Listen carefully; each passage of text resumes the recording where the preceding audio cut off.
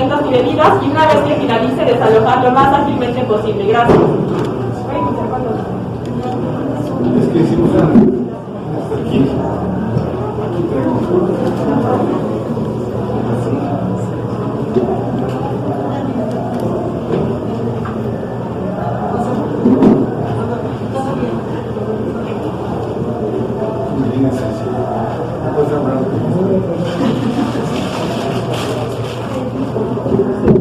Muy buenas tardes a todos y a todas, bienvenidos a esta presentación del libro de Brian Bradbury.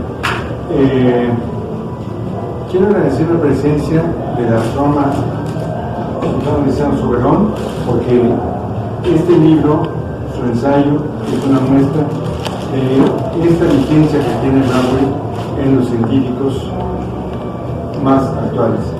Igual, Gabriela Frías, quien es científica, pero también humanista, ha hecho un libro, una entrevista a Sam Weller, el biógrafo de Bradbury, en el libro Las crónicas de Bradbury. Él decía con frecuencia: ama lo que haces y haz lo que amas. Eso lo podemos encontrar en cualquier libro de superación personal. Sin embargo, Bradbury fue un autor que toda su vida hizo lo que quiso y lo hizo con una exigencia. Como dice Juan Villoro en el libro, él supo, gracias, establecer la frontera entre lo oculto y lo popular. Eso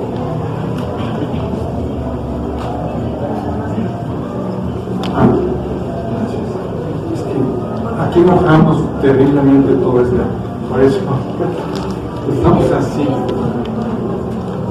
Sí, pero es que mojamos de aquí. Es que yo no te hago, perdón.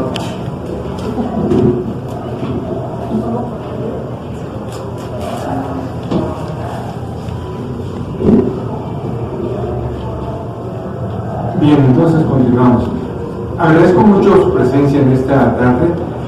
Quiero decirles que en plena pandemia, en agosto de 2020, se cumplieron 100 años del nacimiento de este escritor de Illinois. Para recordar esta notable efeméride, los días 20 y 21 de agosto de 2020, se llevó a cabo de manera virtual una mesa redonda para celebrar a Bradbury. Y se llevó, el encuentro se tituló Ray Bradbury en el Colegio Nacional. Y realmente fue estimulante recibir todas las colaboraciones, sobre todo de los científicos, quienes de manera inmediata aceptaron nuestra invitación. Tenemos una colaboración que de Gabriela Frías. Antonio Lascano, el biólogo, hizo una ponencia sobre marcianos extraterrestres. El astrónomo Luis Felipe Rodríguez hizo un ensayo sobre Arthur C. Clarke y Ray Bradbury, y Jaime Ruther también hizo una reflexión entre la ficción y la ciencia. Por su parte, el lingüista de Fernanda Lara nos habla de cómo hablar con los extraterrestres, en un ensayo muy erudito, muy completo, mientras que Susana Lizano, aquí presente, nos habla de las crónicas y de lo que es ahora la exploración de Marte. Ustedes recuerdan que cuando Bradbury publicó las crónicas marcianas, él estaba alucinado con la lectura del astrónomo Percival Lowell, quien descubrió o dio a entender que había canales hechos por gente inteligente en Marte. Eso hizo soñar a Bradbury con los ojos abiertos, al igual que Susana lo hizo. Nos va a compartir. Francisco Segovia hizo unos poemas marcianos, así llama su texto. Es muy interesante su reflexión porque él parte de la base de que la conquista de Marte es semejante a la que emprendió Hernán Cortés en México, destruyendo una civilización. Y termina el texto con el científico Pablo Rudomín, quien hace una reflexión sobre la novela más emblemática, la única novela de Bradbury, que es Fahrenheit 451. Bueno, no la única, pero también hay una de Stevenson, pero sí la más conocida, la más popular, y hace una reflexión sobre la misma. Sin más, le voy a dar la palabra a Susana Mesiano para que nos hable y nos ilustre sobre esto. Muchas gracias, Vicente. Voy a sacar esto de aquí porque es chaparro.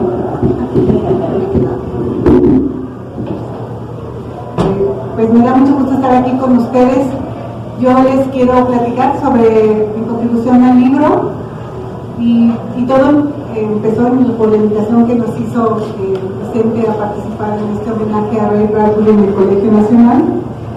Y yo les quiero decir que en mi juventud el relato de Crónicas Marcianas de Ray Bradbury me hizo soñar sobre otra civilización en otro planeta y me abrió empecé a conocer el género de la ciencia ficción que me ha acompañado y que he disfrutado toda mi vida. Entonces les quiero platicar primero sobre el libro de Bradbury, que es de Crónicas Marcianas, que es un libro de relatos. Y en los primeros relatos, Ray Bradbury presenta a los marcianos, como se los imaginó. Y estos no son tan diferentes físicamente a los humanos y comparten sus virtudes y sus defectos. Cuando los humanos llegan a Marte, tienen una serie de desencuentros con los marcianos. Aunque los marcianos tienen habilidades telepáticas, resulta imposible la comunicación con los humanos por las diferencias culturales.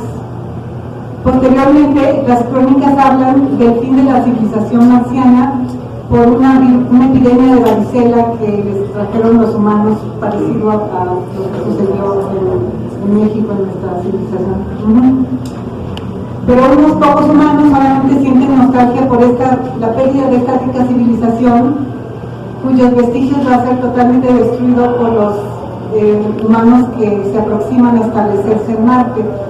Ahora, en los siguientes relatos, los humanos se establecen en Marte y crean sus pueblos como los de la Tierra, y Bradbury muestra el racismo y la ignorancia y la censura de la sociedad humana, en lo que constituye una crítica muy severa a los tiempos que a él le tocó vivir en Estados Unidos, ¿no?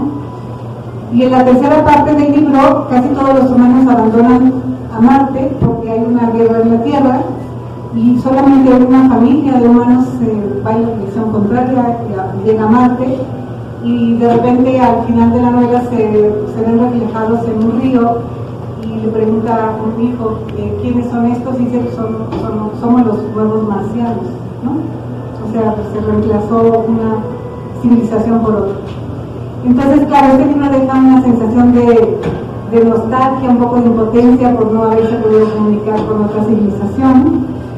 Pero también nos dice que si en la Tierra es difícil comunicarse entre civilizaciones que compartimos una herencia común, pues imaginarnos comunicarnos con otros planetas, ¿verdad? O sea, comunicarnos y entendernos, y ojalá sea posible.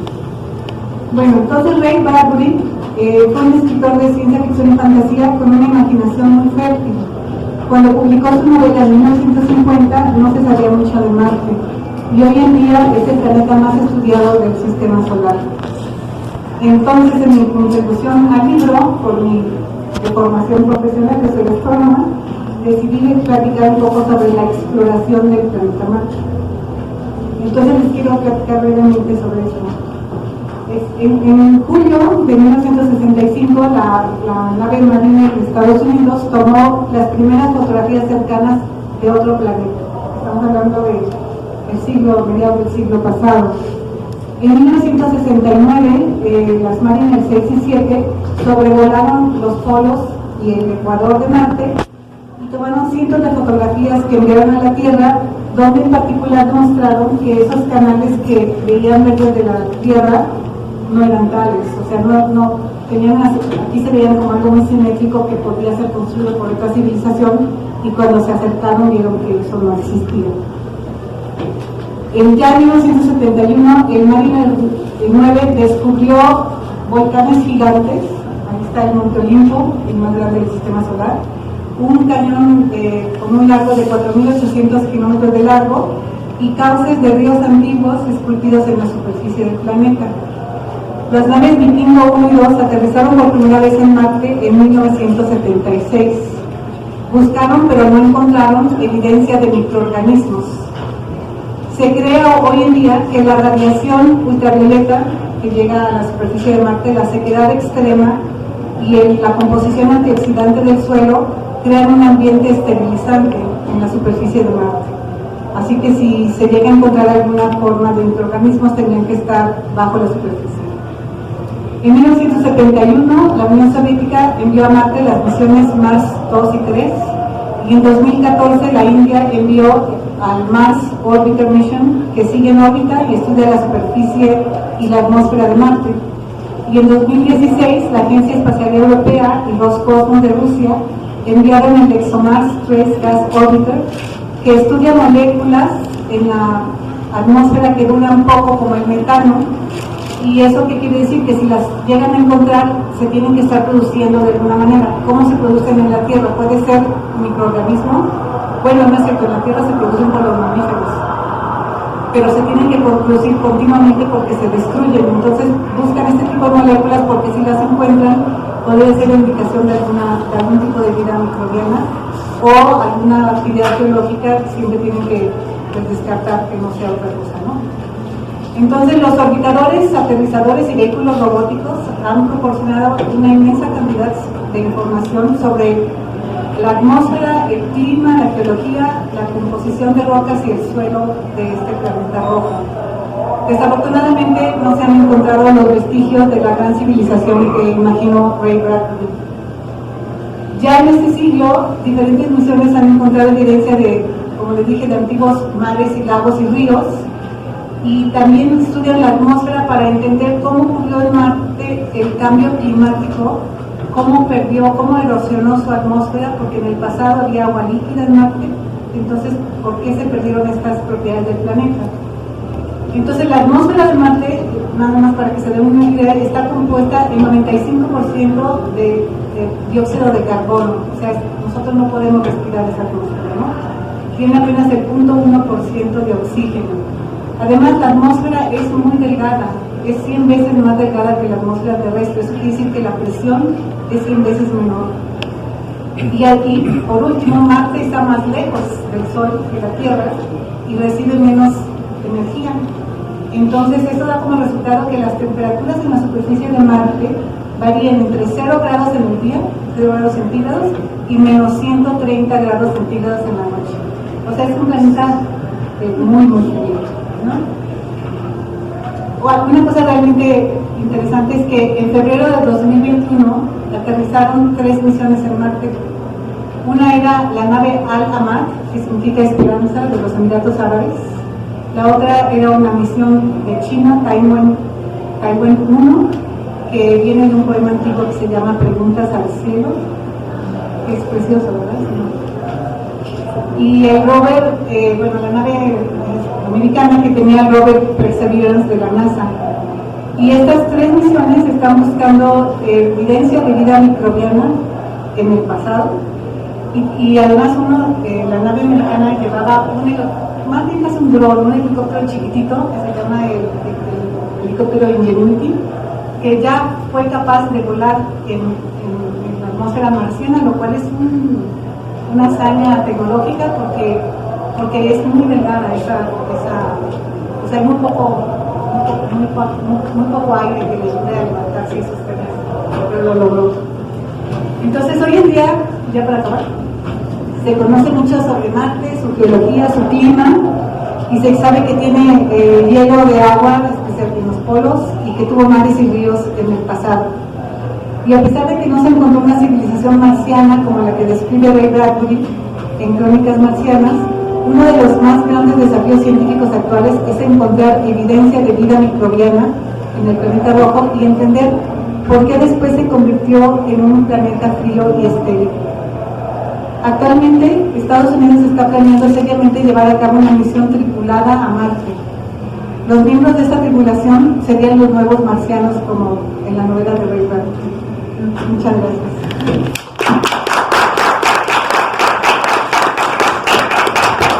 Muchas gracias, Susana Lizano, por esta sugerente ponencia. Yo creo que son más preguntas que nos quedan. Esperemos que el público intervenga más adelante. Me interesa tú declararte que Bradbury es un autor de ciencia ficción.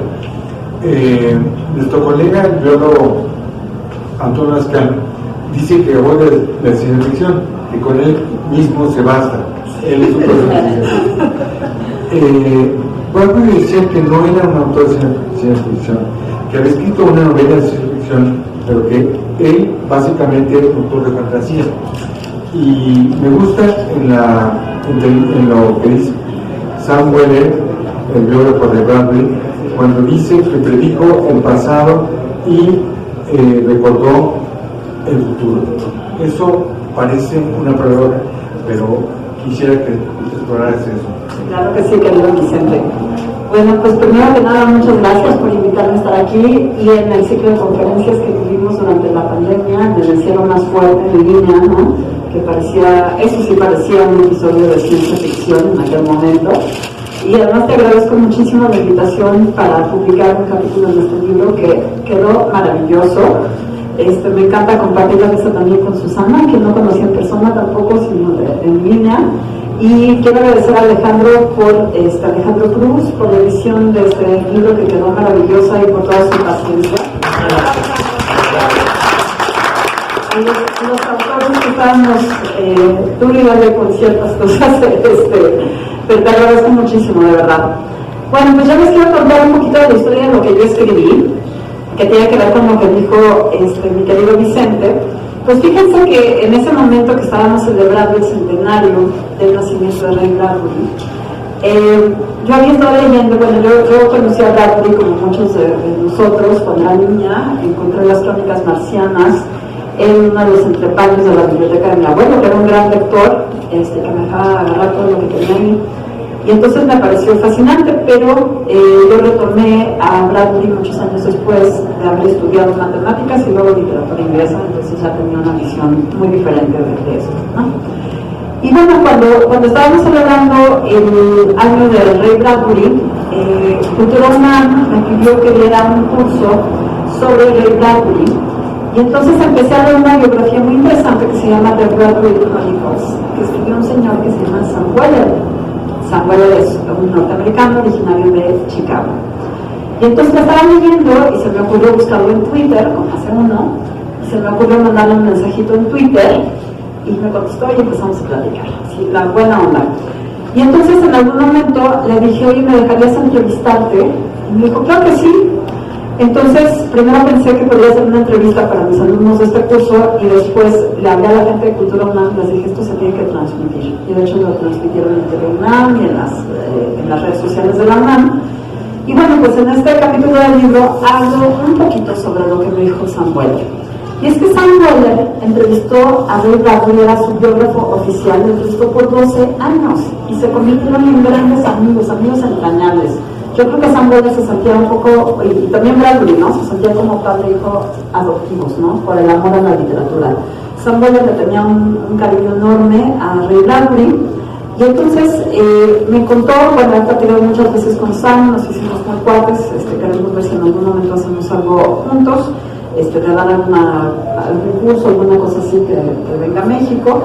Y bueno, pues les voy a hablar un poco acerca de las cosas que yo le pregunté o él me comentó, ¿no? Entonces esta biografía que escribió Sam Weller es súper detallada, habla acerca de la vida y la obra de Ray Bradbury, desde el primer amor de Ray Bradbury, desde cuando conoció a su esposa, hasta su amor por las películas de Hollywood. Ustedes no se imaginarían eso, pero era súper fan de las películas de Hollywood y se ponía ahí en la fila de la alfombra roja para conseguir autógrafos, y era su colección de autógrafos que guardó hasta que murió, ¿no? Platicando con Sam Weller, me percaté de que Ray Bradbury fue un poeta, como dijo Aldous Huxley. En sus libros escribe con una prosa poética maravillosa. Y Sam Weller me comentó acerca de esto, que considera que Bradbury era una contradicción, una gran contradicción, una hermosa paradoja. Me voy a repetir de algo de lo que me dijo San Valer. Escribió sobre el futuro lejano, pero lo hizo con las máquinas de viejas remembranzas de Wells y Verne, acorazadas con ruedas y engranajes. Escribió sobre el pasado lejano con un doloroso anhelo, como para decirnos a todos que nuestro futuro solo valdría la pena si mirábamos al pasado. De hecho, era una contradicción. Ray Bradbury fue un visionario nostálgico. Predijo el pasado y recordó el futuro, como decía mi querido Vicente. Justo ya había marcado esta cita porque me parece maravillosa. Y esto es particularmente evidente en, desde luego, uno de sus más grandes libros. Yo creo que hay dos grandes libros, fueron mis preferidos, tal vez Crónicas Marcianas y Fahrenheit, ¿no? También El hombre ilustrado es fabuloso, pero creo que mi primer amor fue Las Crónicas Marcianas. Y de hecho este libro fue el libro que marcó mi primera fascinación con Marte. Ahorita les voy a hablar de mi segundo momento de fascinación con Marte. Entonces, Bradbury narra en este libro un Marte nostálgico, hermoso, lleno de canales, con habitantes de piel morena y ojos amarillos, que como tú dices, se parecen mucho a los seres humanos. Y bueno, como ya se mencionó anteriormente, esta visión de Marte viene de las observaciones de Percival Lowell, que a su vez estaban basadas en las de Schiaparelli. Y bueno, Schiaparelli vio unas rayitas cuando estaba observando Marte y dijo, ah, son unos canales, ¿no? En italiano. Y entonces Percival Lowell dijo, channels, canales. Y entonces pues inventó ahí toda una mitología de que sí, seguramente habían sido creados por una inteligencia extraterrestre, que llevaban agua de un lado a otro del planeta. Y bueno, en realidad resultó que lo que veían ellos eran unas rayitas, unas marcas en su telescopio, como cuando uno se le rayan los lentes, y pues no había tal cosa como canales. Y eso se demostró, pues como ya comentó la doctora Lislande, pues con las misiones posteriores. Pero creo que, como también ya mencionó la doctora, pues el Marte de Bradbury pues era un reflejo de su sociedad.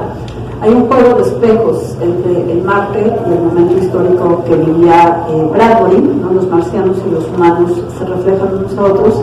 Y gracias a esta ficción, Ray Bradbury pudo criticar cosas muy fuertes de su momento histórico, que también se aplican al de nosotros, feminicidios, parejas violentas, racismo y desde luego pandemias, ¿no? En ese momento, en Marte, bueno, en las Crónicas Marcianas, hay una pandemia, una epidemia de varicela que termina con los marcianos, y leer esto en la pandemia que tuvimos fue bastante fuerte, y eso tiene que ver también con mi segundo momento de emoción con Marte, ¿no?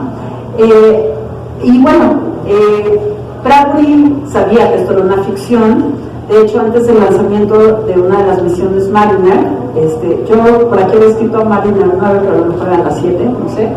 Hicieron una reunión en el Jet Propulsion Laboratory, en uno de estos laboratorios de la NASA, donde se reunieron Carl Sagan, Arthur C. Clarke y Ray Bradbury a discutir la importancia de esta misión, ¿no? Que tomaría imágenes muy precisas de Marte, ¿no? Y entonces cuando le preguntaron a Bradbury qué le gustaría que se encontrara con esta misión, él dijo, pues yo espero que haya un montón de marcianos con pancartas diciendo Bradbury tenía razón. Y lo decía muerto de risa, o sea, tienen que ver el video en internet, búsquenlo, porque era una persona además súper buena onda, súper agradable, siempre radiante y feliz. Bueno, aquí viene la historia de mi segunda fascinación con Marte, que tiene que ver con las visiones que mencionó la doctora Susana Lizalde. Mi segundo momento de fascinación fue cuando conocí a un gran astrobiólogo mexicano, el doctor Rafael Navarro, porque yo trabajé muchos años en el Instituto de Ciencias Nucleares de la UNAM, y él era el único mexicano que tenía experimentos en una de las misiones que fue a Marte, que fue la misión Curiosity.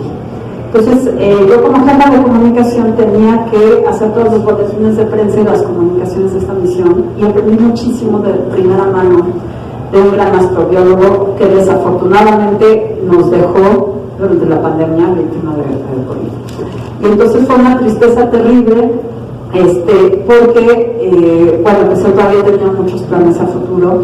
Él quería que se explorara Marte. Y hay una cosa muy linda alrededor de esto. Curiosity, bueno, no, desde luego no de la muerte de mi amigo, pero sí de que Curiosity aterrizó en un lugar que a traducción Bradbury Landing, en el Crater Gale, y justo junto a ese espacio le pusieron Rafael Navarro en una montaña que está ahí justo como homenaje a Rafael. Bueno, entonces estas misiones pues ya nos dejaron, digamos, sin esta imagen del Bradbury, pero Bradbury sigue siendo vigente, ¿no? O sea, el mapa de Bradbury sigue siendo vigente porque hay unas críticas muy importantes a la sociedad que también vemos en otros de sus libros, ¿no? Por cierto que Bradbury fue un gran lector. Nosotros podemos ver referencias a muchos de los grandes escritores de la literatura inglesa, como Lord Byron, como Edgar Allan Poe. O sea, incluso hay un momento en las Crónicas Marcianas donde hay una casa de Usher, ¿no? Que construye en uno de los relatos, tal cual como la imaginó Edgar Allan Poe, ¿no? Entonces, bueno, este es otro punto que me parece importante, el que haya sido un lector voraz, autodidacta, que estaba enamorado de las bibliotecas, como muestran otras de sus obras maestras, Fahrenheit 451, donde los bomberos no apagan incendios, sino queman libros. Y entonces la gente se los aprende de memoria para preservarlos. Y eso es una cosa que en este momento me parece vital. Hace unos días el doctor Alejandro Heredia, que está aquí presente, estuvo invitado en mi clase de Ciencia y Sociedad, y entonces les dijo a los chicos, estábamos en una clase en línea como con 40 chicos, y les dijo, por favor, alguien, dígame si tiene un libro a la mano para que me dé un dato, ¿no? Silencio. Comentarios en el chat, es que los libros son muy caros, es que para qué leemos, es que, no, tremendo, ¿no? Eso es una realidad, ¿no? Entonces, es un momento de que tenemos que hacer mucha conciencia de rescatar los libros y recordarlos, ¿no? Luego, en otros de los puntos que comentó mi querido Vicente, muchos consideran, como el doctor Lascano, que Bradbury fue un escritor de ciencia ficción, aunque él no se consideraba un autor de ciencia ficción, como me dijo Sam Weller, sino un escritor de fantasía. Permítanme leerles otro pedacito de algo que me dijo Sam. Sam se percataba de que su amigo era un autor mágico, con ideas emocionantes y profundamente imaginativas, que plasmó en sus textos con una prosa poética que podría ser alegre, melancólica, nostálgica o incluso terrorífica. Por otra parte, le pregunté a Sam si consideraba que Bradbury era un escritor de ciencia ficción. Me contestó que él no se consideraba a sí mismo como un escritor de ese género, pues para él la ciencia ficción era la literatura de lo posible, es decir, literatura sobre situaciones que podrían suceder en el futuro, como aquellas contenidas en los escritos de su contemporáneo Isaac Asimov, que creaba historias con precisión científica. Ray prefería escribir fantasía, es decir, la literatura de lo imposible. Un ejemplo de sus libros de fantasía es Crónicas Marcianas. Entonces, a él sí le gustaba la ciencia ficción. De hecho, estaba leyendo en uno de estos artículos, de estos capítulos, me parece que el de Juan Villoro, no estoy segura, que hablaba de que su película preferida era Encuentros cercanos del tercer tipo, que fue un clásico que a mí también me encanta. Pero bueno, para terminar me gustaría concluir con una cosa que le pregunté a Sam Weller, que fue verdaderamente emotiva. Le pregunté cómo fue su último encuentro con Ray Bradbury y qué le diría en su cumpleaños. Entonces les voy a leer lo que me contestó. Verdaderamente fue una amistad fuertísima de muchísimos años. Este fue el último encuentro que tuvieron. Un día, cuando el rey ya era muy anciano, Sam le preguntó si tenía miedo de morir. Él le contestó, no realmente, porque en 200 o 300 años una pequeña niña o niño podrían viajar a Marte, pues ocultos bajo las sábanas con una lámpara estarán leyendo las Crónicas Marcianas. Esa será mi vida después de la muerte. Bradbury hubiera pagado un pastel con 100 velas el 22 de agosto de 2020. Cuando le pregunté a Samuel qué le hubiera dicho a su amigo en su cumpleaños, me contestó entre lágrimas lo siguiente. Esta es una pregunta profunda. La última vez que lo vi tuve la sensación de que ese sería nuestro último encuentro. Tenía casi 92 años y estaba en su cama. Estuvo encerrado en su casa en los últimos años de vida, casi sin poder moverse. Aún estaba lúcido y su sentido del humor era maravilloso, pero su cuerpo estaba debilitándose. Bradbury me dijo, Sam, cada vez que me visitas es como una fiesta de Año Nuevo.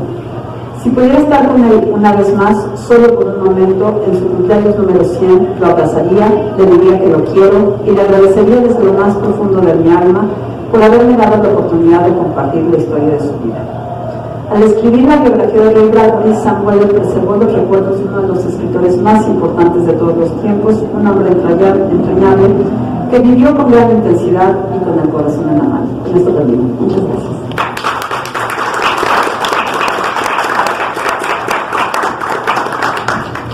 Muchas gracias, Gabriela. Quiero retomar lo que dices sobre la fiesta de cumpleaños de Bradbury, porque tú fuiste la responsable de esa fiesta, entonces fue maravilloso hacerla en línea. Quiero que nos hables a continuación de eso. También, bueno, hay muchas cosas que dijiste, que señalaste. Quiero recordar que, sobre todo, que fue un hombre escandalosamente feliz. Los escritores somos, en general, sombríos, tristes, solitarios, y en cambio, Bradbury fue un hombre profundamente